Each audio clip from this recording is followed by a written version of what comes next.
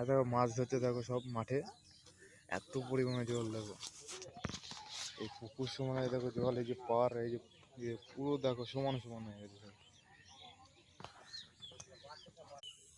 Hello guys, দেখতে পাচ্ছ তখন আমরা ওই যে ওইখানটা দেখতে পাচ্ছ, দেখো ফুল ওই ওই দেখো জলটা নামছে, ওইখানটা থেকে আমরা ঘুরে এলাম তখন।